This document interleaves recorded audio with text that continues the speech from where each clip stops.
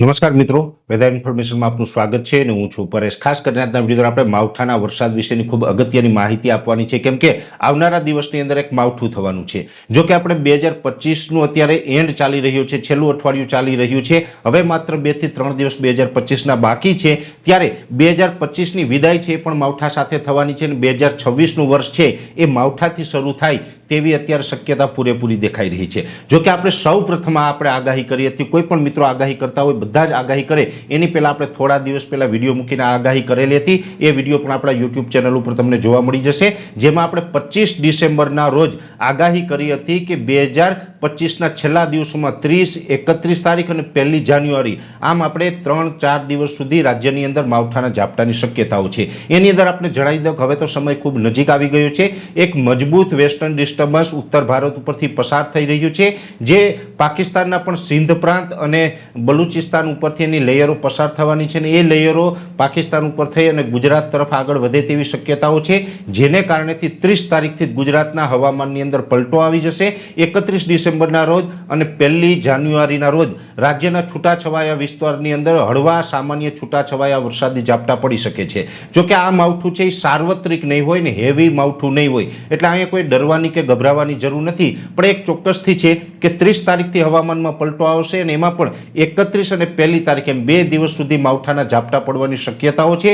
અને જે માવઠું છે એ આમ તો વધારે શક્યતા છે સૌરાષ્ટ્રના છૂટાછવાયા વિસ્તારો, કચ્છ જિલ્લાના છૂટાછવાયા વિસ્તાર અને ઉત્તર ગુજરાતના તમામ જિલ્લાઓ છે એના છૂટાછવાયા વિસ્તારમાં હળવા સામાન્ય ઝાપટાના રૂપમાં અસર કરી શકે છે। જો કે આ ઝાપટા એવા હશે કે એક સ્થળે હશે ત્યાંથી 5-10 કિલોમીટર આગળ ન પણ હોય, જ્યાં પડશે ત્યાં થોડુંક ઝાપટા છે એ સામાન્યથી હળવા ઝાપટા જોવા મળે તેવી શક્યતાઓ છે। એમાં ખાસ કરીને સૌરાષ્ટ્રના પણ મોટા ભાગના વિસ્તારનો સમાવેશ થાય છે। મોરબી, સુરેન્દ્રનગર, રાજકોટ, જૂનાગઢ, ગીર સોમનાથ, ત્યાંથી પછી જામનગર હોય, દ્વારકા હોય, પોરબંદર હોય, આ તમામ વિસ્તારના છૂટાછવાયા ભાગમાં ઝાપટા પડી શકે।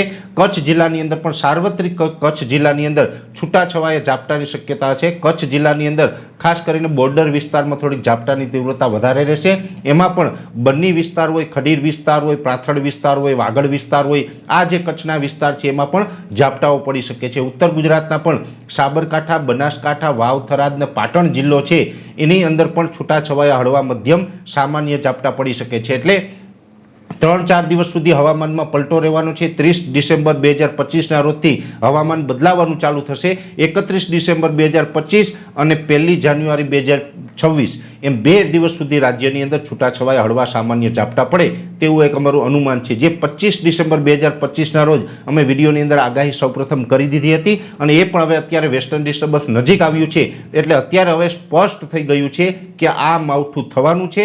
2025નું જે વર્ષ છે એ પણ માવઠા સાથે એની વિદાય થશે અને 26નું વર્ષ છે એ પણ માવઠાથી શરૂઆત થવાની છે। આપણે આને ગ્લોબલ વોર્મિંગ કહીએ, જે ક્લાઇમેટ ચેન્જની સ્થિતિ કહીએ, જે કહીએ તે, પણ માવઠાનું પ્રમાણ છે હવે દિવસે ને દિવસે વધતું જાય છે। વધુ એક માવઠું છે આપણે આવનારા દિવસમાં આવવાનું છે, જેની દરેક મિત્રોએ નોંધ લેવાની છે। આ માવઠા ઉપર અમારી સતત નજર રહેશે અને આની પડેપડની માહિતી છે અમે આપના સુધી પહોંચાડતા રહીશું। અત્યારે આ વિડીયોની અંદર એટલું જ દરેક મિત્રોને વિનંતી રહેશે, આ વિડીયોને લાઈક આપીને દરેક ગ્રુપમાં શેર કરી દેવો। યુટ્યુબ ઉપર જોઈ રહ્યા હોય તો ચેનલને સબસ્ક્રાઈબ કરજો, ફેસબુક ઉપર જોઈ રહ્યા હોય તો પેજને ફોલો કરજો। નમસ્કાર।